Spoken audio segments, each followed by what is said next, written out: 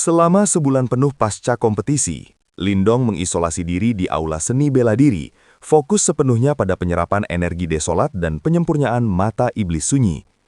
Menyadari betapa sulitnya mengendalikan teknik mematikan itu, ia menempuh metode latihan mental yang ekstrim, terus-menerus membiarkan dirinya diserang oleh makhluk ular huang di dalam loh batu. Berkat perlindungan jimat batu misterius, ia mampu bertahan dari siksaan tersebut hingga kendalinya meningkat pesat. Dedikasi ini tak hanya membuahkan kekuatan, tetapi juga menjalin ikatan unik dengan orang tua buta penjaga aula, yang kini memperlakukan Lindong jauh lebih hangat dibandingkan siapapun. Interaksi rutin di aula akhirnya mengungkap identitas asli lelaki tua itu, Gumo, seorang tetua sekte Dao dengan status yang bahkan melampaui Chen Zhen dan Wu Dao. Lindong terkejut mengetahui bahwa kebutaan Gumo adalah harga mahal yang dibayar demi menguasai mata iblis sunyi. Kegagalan awal yang merenggut penglihatan fisiknya justru memicu tekad Gumo untuk beralih ke kultivasi energi mental, memungkinkannya melihat dunia jauh lebih jernih daripada sebelumnya. Kegigihan Gumo dalam menaklukkan energi korosif teknik tersebut memancing rasa kagum mendalam di hati Lindong, sekaligus menjadi jembatan yang mempererat hubungan keduanya. Sebulan berlalu dalam kedamaian yang asing bagi Lindong. Perlahan namun pasti, ia mulai menganggap aula sunyi sebagai rumah. Jauh dari ketegangan mematikan medan perang kuno yang menuntut kewaspadaan konstan, suasana damai di sini perlahan melunturkan kekejaman dan insting bertahan hidup ekstrim yang selama ini tertanam di tulang-tulangnya, menggantikannya dengan ketenangan batin yang langka. Di depan tablet batu hitam, sosok kurus Lindong duduk diam hingga mata pada permukaan tablet itu berkedip, mengirimkan gelombang energi misterius yang meresap tepat ke garis abu di dahinya. Saat garis itu memudar dan matanya terbuka, kilatan kepuasan melintas. Ia telah membuat kemajuan pesat dalam mata iblis sunyi. Keberhasilannya itu langsung disambut suara serak Gumo yang memuji perkembangannya. Lindong dengan rendah hati mengaitkan kemajuan itu dengan bimbingan sang paman senior, sebuah panggilan akrab yang dipaksakan Gumo karena ia membenci formalitas gelar penatua. Pria tua buta itu menepis pujian Lindong dengan senyum kecut, lalu memberitahu bahwa Wu Dao telah menunggunya di luar. Benar saja, Wu Dao berdiri di sana. Kehadiran wakil kepala aula itu cukup mengejutkan, mengingat kesibukannya mengurus masalah internal sekte selama sebulan terakhir yang membuatnya jarang terlihat. Saat Lindong muncul, Wu Dao tertawa kecil sembari memuji kemampuan sosial pemuda itu. Ia tak habis pikir bagaimana Lindong bisa meluluhkan hati Gumo dalam waktu singkat, sampai-sampai seorang wakil kepala aula seperti dirinya dilarang mengganggu latihan dan dipaksa menunggu di luar. Wu Dao lantas menjelaskan tujuan kedatangannya, sebuah misi eksternal yang dirancang sebagai latihan adaptasi bagi murid baru. Lindong akan bergabung dengan murid-murid lain tanpa beban tanggung jawab yang terlalu berat, sebuah praktik standar di sekte super untuk menempa anggotanya. Wu Dao pun memberi isyarat agar Lindong mengikutinya menemui rekan satu tim. Meski sempat menangkap senyum ganjil yang mencurigakan di wajah lelaki tua itu saat berbalik, Lindong menepis keraguannya dan bergegas menyusul. Perjalanan mereka melintasi gugusan pegunungan aula sunyi berakhir di sebuah platform raksasa di sisi utara. Namun sesampainya di sana, raut wajah Lindong berubah menjadi keraguan saat mengenali sosok yang telah menunggu. Seorang gadis muda berbalut blus putih dan rok hijau tengah menatapnya dengan sorot mata malas. Di balik mata indahnya yang cerah, tersembunyi kilatan intrik dan kejahilan yang tajam. Dia adalah Ying Huan, gadis yang memiliki impresi pertama buruk terhadap Lindong dan pernah mencemoohnya sebagai pembual sombong yang tak tahu malu saat awal kedatangannya di sekte Dao. Di bawah sorotan matahari, Ying Huan tampak memukau dengan kuncir kuda yang memberinya kesan energik. Namun, alih-alih terpesona, Lindong justru merasa terjebak, seketika menyadari alasan dibalik senyum aneh Wu Dao tadi. Selain gadis itu, hadir pula dua pemuda tinggi berpakaian hitam dan putih yang menatap Lindong dengan sorot merendahkan. Arogansi mereka adalah pemandangan umum bagi murid aula sunyi yang sering dianggap remeh oleh aula lain. Namun Lindong menanggapi tatapan superior itu dengan ketidakpedulian total. Lindong menilai kedua pemuda asing itu memiliki kekuatan setara Jiang Hao, menjelaskan sikap angkuh mereka sebagai murid elit. Di sana mereka disambut oleh penatua Bai Hua yang antusias menyoroti prestasi Lindong sebagai murid baru yang sensasional. Ying Huan hanya bisa terdiam, mengakui dalam hati bahwa pencapaian Lindong memang sempat mengejutkan dirinya dan saudarinya. Sikap Lindong yang tetap rendah hati di hadapan pujian sang penatua menuai dikaguman, membuat Wu Dao merasa bangga dan semakin yakin akan masa depan gemilang murid andalannya itu. Kejutan kembali menghampiri Lindong saat penatua Bai Hua menunjuk Ying Huan sebagai pemimpin misi. Bagi veteran medan perang kuno seperti Lindong, menyerahkan komando pada gadis yang tampak lugu dan manja terasa menggelikan. Namun keraguannya sedikit goyah saat melihat dua murid senior yang angkuh itu justru menerima keputusan tersebut tanpa bantahan, mengisyaratkan bahwa gadis itu menyimpan kemampuan yang tak terduga. Seolah mampu membaca skeptisisme di mata Lindong, Ying Huan segera mengonfrontasinya dengan senyum manis yang menyembunyikan kelicikan rubah. Merasakan intimidasi terselubung itu, Lindong secara pragmatis memilih untuk langsung menyatakan kepatuhannya demi menghindari konflik. Respons cepat ini mematahkan niat Ying Huan untuk berdebat lebih lanjut, meski ia tetap melontarkan sindiran tajam mengenai pengalamannya yang jauh melampaui penampilannya. Ketajaman lidah gadis itu hanya bisa membuat Wu Dao dan penatua Bai Hua menggelengkan kepala tanpa daya, menyadari bahwa bahkan senioritas pun tak luput dari sasaran kalimat pedasnya. Ekspresi datar Lindong tak goyah sedikit pun menghadapi sindiran senioritas itu. Meski mengakui pengalaman misi Ying Huan, baginya naluri bertahan hidup yang ditempa dari kekejaman medan perang kuno jauh lebih berharga daripada sekedar pengetahuan sekte. Sikap acuh tak acuh ini justru membuat Ying Huan mengertakkan gigi karena kesal. Tanpa membuang waktu lagi, gadis itu melambaikan jari lentiknya ke udara, mengirimkan sinyal suara yang memanggil seekor kondor hijau raksasa dari pegunungan. Begitu tunggangan itu mendarat, Ying Huan dan dua murid lainnya segera melompat naik. Lindong menyentatkan diri memberi hormat terakhir pada Wu Dao dan Bai Hua sebelum menyusul mereka. Dalam sekejap, kepakan sayap raksasa kondor itu menciptakan hembusan angin kencang, membawa rombongan kecil itu melesat meninggalkan sekte dengan kecepatan kilat. Sepeninggal rombongan itu, Wu Dao tak bisa menyembunyikan kekhawatirannya mengenai tujuan misi mereka, Blood Cliff Grounds, wilayah kacau yang dipenuhi berbagai karakter berbahaya. Namun penatua Bai Hua menepis kecemasan itu dengan santai, meyakinkan bahwa misi tersebut hanyalah pemeriksaan rutin terhadap aktivitas hewan iblis di tambang Yuan milik sekte. Meski Bai Hua percaya penuh pada kemampuan 4 murid elit tersebut, firasat buruk yang tak terjelaskan tetap mengganjal di hati Wu Dao. Sementara itu di angkasa, pelindung energi alami burung kondor hijau membuat perjalanan terasa tenang meski mereka melesat secepat kilat. Dari posisi duduknya di belakang, Lindong mengamati bagaimana kedua rekan prianya terus berusaha mencari perhatian Ying Huan. Lindong memaklumi ketertarikan itu. Pesona vitalitas dan bakat gadis itu memang sulit ditolak. Namun keramaian itu justru membuat Lindong merasa sepi. Tatapannya beralih ke hamparan hutan di bawah, memicu rindu pada Little Marten dan Little Flame yang telah sebulan pergi tanpa kabar. Rasa cemas menyelinap mengingatkan betapa asing rasanya berjuang sendirian tanpa kehadiran dua sahabat yang selama ini menjadi sandarannya.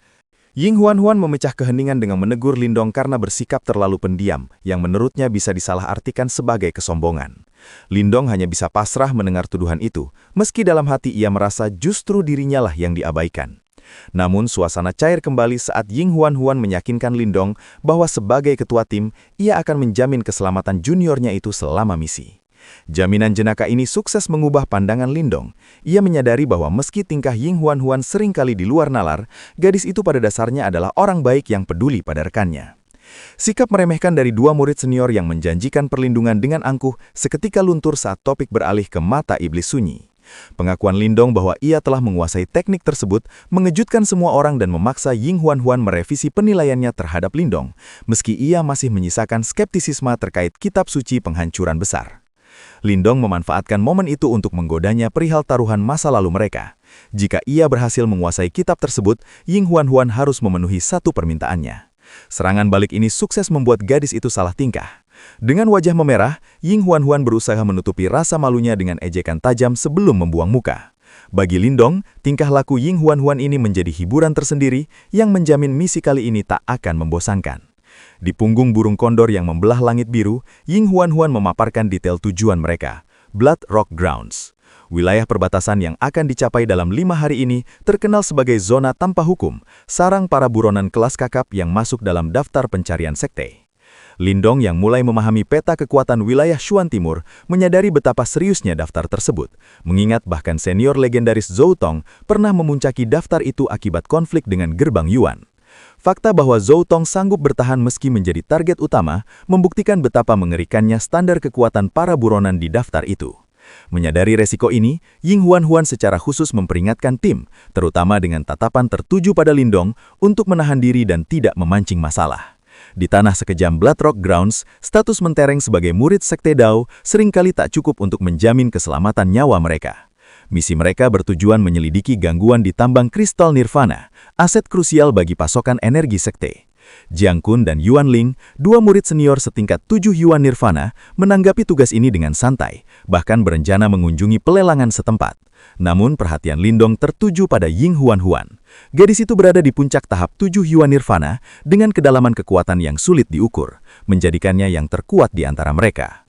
Merasa aman dengan kekuatan timnya, Lindong memutuskan menikmati misi ini sebagai kesempatan berharga untuk menjejaki dunia luar.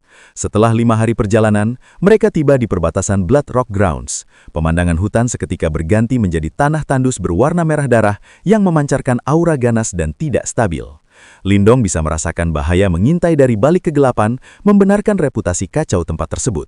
Tanpa perlu berdiskusi, Ying Huan mengambil inisiatif mengarahkan kondor ke pos tambang Sekte Dao untuk menemui murid yang bertugas. Setelah setengah jam melintasi wilayah berbahaya itu, sebuah gunung merah dengan bangunan-bangunan pertahanan terlihat di kejauhan. Ying Huan yang tampak sudah hafal medan tersebut, segera memperlambat laju kondor dan membawa mereka mendarat perlahan di puncaknya. Pendaratan mereka di pelataran batu segera memicu respon sigap dari belasan murid Sekte Dao yang berjaga. Namun ketegangan dan kewaspadaan mereka seketika luluh menjadi rasa hormat dan kegembiraan saat mengenali sosok Ying Huan. Di antara mereka, seorang wanita mungil bernama kakak senior Fang menyambut Ying Huan dengan kehangatan yang menunjukkan kedekatan hubungan mereka. Setelah berbasa-basi sejenak, Ying Huan memperkenalkan timnya. Jiang Kun dan Yuan Ling diterima dengan wajar karena sudah cukup dikenal, namun perkenalan Lindong memicu reaksi berbeda. Mengetahui bahwa Lindong adalah murid baru Aula Desolate yang hanya berada di tahap 5 Yuan Nirvana, senior Fang tak bisa menyembunyikan keraguannya. Baginya, mengirim murid dengan kultivasi serendah itu ke wilayah berbahaya seperti Blood Rock Grounds adalah keputusan yang sangat tidak lazim. Tatapan meremehkan para murid terhadap kultivasi Lindong segera diredam oleh Ying Huan yang membeberkan prestasi tempur pemuda itu kepada Yuan Fang. Penjelasan bahwa Lindong mampu mengimbangi Jian Hao dalam waktu singkat membuat Yuan Fang, murid senior Aula Langit sekaligus pengelola tambang, menaruh hormat. Interaksi sopan Lindong semakin mempererat hubungan mereka. Situasi berubah serius saat Yuan Fang memimpin mereka ke lokasi insiden, memperingatkan bahwa gangguan kali ini terasa ganjil dan berbeda dari serangan hewan iblis biasa. Kepergian mereka menuju tambang diiringi oleh tatapan mata misterius yang mengawasi diam-diam dari kegelapan puncak gunung, menandakan bahaya tersembunyi yang siap menyergap. Yuan Fang membawa mereka menyusuri area tambang yang dijaga ketat hingga tiba di sektor terdalam yang berwarna merah darah. Dari ketinggian tebing, masalah utama pun terungkap. Sebuah hutan di bawah mereka telah diduduki oleh kawanan kera iblis kristal api. Melalui sensor mentalnya, Lindong mendeteksi lebih dari 40 aura ganas di sana, yang kekuatannya tidak kalah dari ahli tahap 5 Yuan Nirvana. Yuan Fang menjelaskan bahwa monster-monster ini sangat merepotkan karena selalu menyerang berkelompok. Inilah alasan mengapa para penjaga tambang tidak berani bertindak gegabah karena upaya pengusiran paksa berisiko tinggi menyebabkan kematian massal bagi para murid. Melihat kerumunan kera yang tak wajar itu, Lindong menyimpulkan adanya anomali energi yang memikat mereka, membantah asumsi Yuan Fang bahwa hutan itu hanyalah tembak biasa. Namun menerobos barisan pertahanan puluhan monster setingkat tahap 5 Yuan Nirvana adalah tindakan bunuh diri bagi pasukan biasa. Menyikapi kebuntuan itu, Ying Huan mengambil inisiatif. Dengan tawa ringan yang meremehkan kekerasan frontal, ia terbang ke angkasa dan melancarkan serangan Yuan Power ke bawah, sengaja memancing reaksi dari kawanan kera tersebut sebagai langkah awal rencananya. Ledakan Yuan Power di dalam hutan seketika memancing kemunculan lusinan kera setan kristal api yang menatap tajam dari atas pepohonan. Sementara Lindong mengamati tubuh merah kristal monster itu yang memancarkan energi liar tersebut, Ying Huan justru melayang tenang dan mulai memetik senar sitar dari energi hijau samar di hadapannya. Alunan musik merdu yang tercipta ternyata mengandung serangan gelombang suara yang kuat hingga memaksa Lindong melindungi telinganya dengan Yuan Power agar kesadarannya tidak kabur. Efeknya instan, kera-kera ganas itu satu persatu jatuh terlelap menghantam tanah. Melihat keberhasilan itu, rasa bangga menyelimuti hati Ying Huan, sementara Lindong diam-diam mengakui kehebatan teknik serangan suara gadis itu yang mampu melumpuhkan musuh tanpa kontak fisik. Di bawah pimpinan Ying Huan, kelompok itu bergerak cepat menembus hutan yang kini sunyi tanpa gangguan kera iblis. Namun kewaspadaan Lindong meningkat ketika ia merasakan ketidakteraturan Yuan Power alami yang semakin pekat saat melangkah lebih dalam.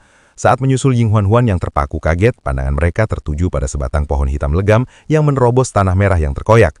Pohon itu memancarkan kilau sedingin baja dengan simbol-simbol kuno alami, serta dihiasi 5 buah merah menyala yang tampak goyah siap terjatuh. Sementara Lindong segera menyadari aura luar biasa dari objek tersebut, Ying Huan dan anggota lainnya tercekak mengenali keberadaan pohon kuno Yuan abadi itu membuat suasana hutan seketika hening dalam kekaguman. Kegembiraan Ying Huan nyaris berujung petaka saat ia melangkah mendekati pohon hitam itu, namun insting tajam Lindong menyelamatkannya. Tepat saat Lindong menarik gadis itu mundur, tangah pijakan mereka meledak dihantam tangan berapi raksasa yang menyembur dari dalam bumi. Sambil membawa Ying Huan menghindar ke dahan pohon yang aman, Lindong mengamati sosok merak gelap yang kini mendarat di samping pohon pusaka tersebut. Aura jahat yang menyapu laksana badai serta perbedaan fisik yang mencolok segera menyadarkan Ying Huan bahwa penghalang di hadapan mereka bukanlah kera biasa, melainkan sang raja kera kristal api.